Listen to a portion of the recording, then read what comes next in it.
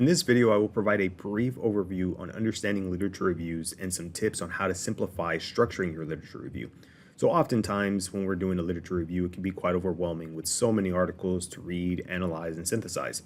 But again, hopefully after this video, you'll have a better understanding of how to conduct a literature review and how to simplify that process of structuring your literature review. So again, the first step would be to understand what a literature review is. A literature review is simply just a comprehensive overview of the published information within a specific subject area, and it often focuses on a particular topic or theme, and it can be confined to a specific time period. The primary purpose of a literature review is to summarize and synthesize the existing research, providing a clear understanding of the current state of knowledge on a larger issue. Now, some key components of a literature review include an organizational pattern, in which this could be chronological, thematic, or methodological frameworks to present the information. The summary and synthesis is another key component, and this is really just combining summaries of individual studies within your findings to allow for broader understanding of the topic. And then again, the synthesis process, which again, synthesis is the act of combining information from various sources to support a single idea or argument. I often like to make the comparison that within a literature review, it's like having several authors of these studies, arguing or again agreeing with several of these points, and you have to structure and write your literature review as if that's the case. Multiple authors either agreeing with an idea or disagreeing with that idea. Now, what is the importance of a literature review? Now, a literature review again establishes the background knowledge. It provides a solid foundation for understanding the context of the research topic. Again, it identifies gaps in research, and this is extremely important because by reviewing the literature as a researcher, you can identify areas that require further investigation, which again leads you to understand what research still needs to be done. And it helps guide the research design, which understanding previous studies can help the researcher design their investigations and allows them to build upon existing work without duplicating efforts. And that's the key in the literature reviews. You don't want to do a study that has already been done. So now we get into structuring your literature review. When you structure your literature review, it helps set a foundation and it establishes a clear direction of how, again, you're going to be conducting a literature review. So the structure is often referred to as a funnel approach, where you start off with the broad subheading, and as you narrow down and get to the very specific subheading, being your last subheading. And this ideally what happens within a literature review is you start off, again, with a broad topic. As we go down, your last subheading pretty much brings home the idea of why you're doing your research and what your research really entails. So starting with subheading 1 again, you're going to start off with something that's very broad. Now, the first thing is understanding exactly what those subheadings are going to be. And you find that out by, again, reading the literature and deciding, how am I going to structure this that not only flows but actually makes sense? How am I going to connect each subheading to one another? And that's the important thing. You can't just have random subheadings and there's no flow. There has to be some way of connecting subheading 1 to 2, 2 to 3, and so on and so forth. So for simplicity, here are 5 subheadings, okay? There's theoretical framework, being subheading 1, the influence of social media on investing, tendencies of retail investors, the pitfall of herding behavior, and access to data and misinformation. This study focuses on the impact that social media has on investing, okay? So the first subheading is the theoretical framework. Ideally, you're going to talk about the theory, in this case for this study, that is going to be used to shape this study, okay? What theory are we using, or what framework are we using to shape this particular study? You want to, again, in this section, talk again, once, as I keep mentioning, the theory that you're going to be using. Now, as we move on to the next subheading, we have the influence of social media on investing. That subheading, again, is going to lead to tendencies of retail investors. So you ask yourself, how are these two connected? Well, the influence of social media on investing is obviously going to focus on the influence that social media has as a whole. In general, broad topic here, social media has on investing, okay? Now we're going to talk about those individuals that are impacted by social media when it comes to investing, which are going to be the retail investors. Now, retail investors, again, you're going to talk about the tendencies. What are their habits? What's their behavior like? That, again, will now go on to the next subtopic, talking about the pitfall of herding behavior.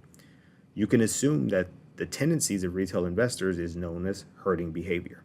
Now, what is herding behavior? You'll spend time in this section talking about herding behavior, which then leads to the access to data misinformation, which the access to data misinformation is a result of herding behavior.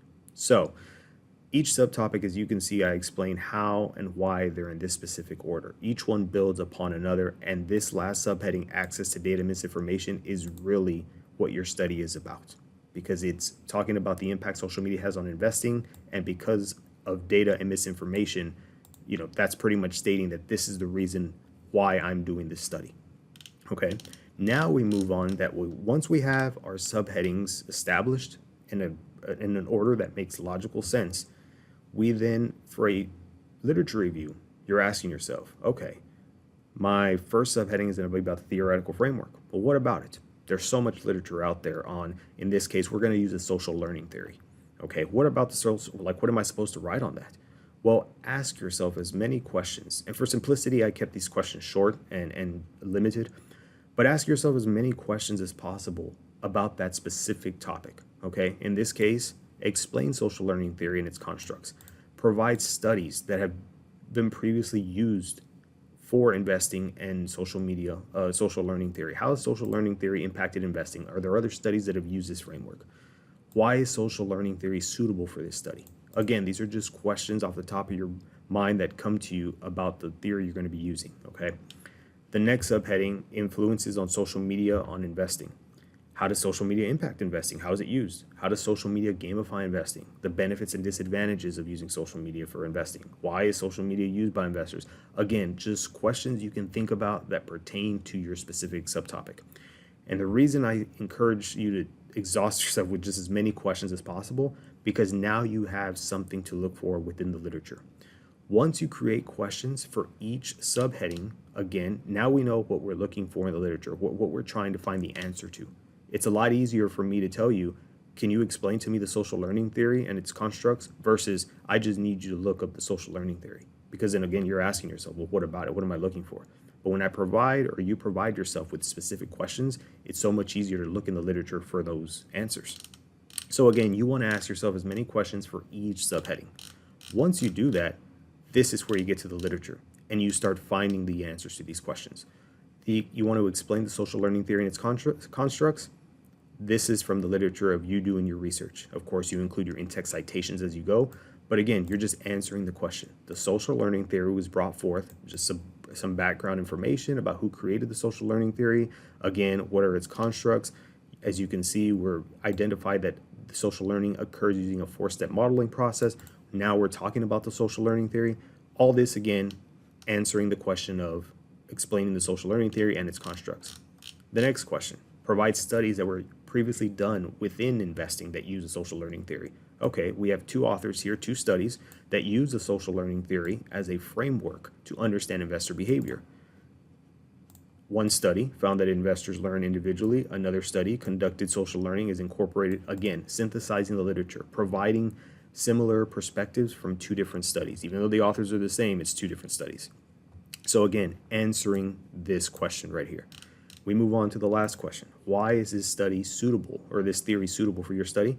Again, providing evidence from prior studies that use the same framework, and now you're explaining why this theory is suitable, okay?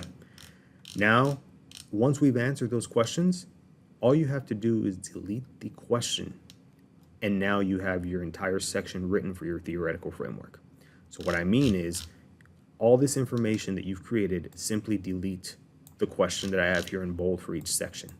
If you delete each of these questions, now your entire theoretical framework is complete. Okay, now again, this is a short version, but the idea is this is how to do a literature review that can be simplified and again effective. The idea again is really just to structure it where you have a structure, of course, because oftentimes writing a literature review, as I mentioned, can be overwhelming. And so you don't know what direction to take when you're writing this literature review. You have 100 articles you got to go through. You're not sure what you're even answering because there's so much literature. What are you supposed to focus on? So this, again, establishes a foundation on writing a perfect literature review, because, again, you first establish what those subheadings are going to be. Ask yourself as many questions within those subheadings that you can think of, and then go back to the literature and find the answers to each of those subheadings, each of those questions, and just simply write the answers in paragraph form. And when you combine those paragraphs, this is the finished product that you have for each question. Again, you're not going to answer this question with one sentence. That defeats the purpose. The idea is to look through the literature and explain and emphasize every component of your question. So when you write this again with your in-text citations, providing, proof that where you got the information from, you simply just put it together and keep going from question to question. And then once you're done with that section and answering all your questions for that section, delete the question and then just combine all your paragraphs together. And now you have a finished section for literature review. You just repeat this process for every subheading, and by the end, you'll have a literature review again that flows in a logical order, that answers numerous questions, and again flows, as I said, perfectly, from start to finish. So hopefully this provides a better understanding of how to structure literature review and gets you started on that process. Again, if you have questions, drop them in the comment section. But I think it's important that when we're doing the literature review, just remember that you start off with a broad subheading and then you narrow down as you get to your last subheading. The subheadings here I have numbered 1 through 5. You can have 7, you can have 4. It just depends on your study and how you plan to structure it. But the important part is that each subheading again leads to the next, and it makes logical sense of why they're in that specific order. So as mentioned, like I said, hopefully this simplified the process a bit. But if any questions, if you have any questions that come up, drop them in the comments. I'll do my best to answer them. And hopefully you found this video insightful.